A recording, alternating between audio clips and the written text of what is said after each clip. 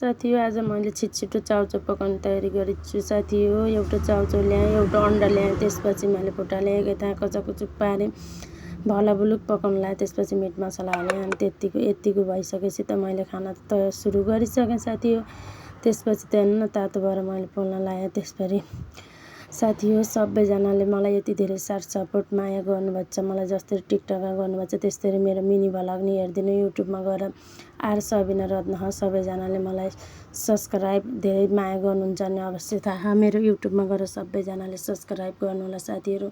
मलाई जसरी टिकटकमा साथ सपोर्ट गर्नुभएको छ त्यसरी मलाई मेरो भ्लगमा नि गएर साथ सपोर्ट गरिदिनु। यति भन्दै बाई बाई साथी।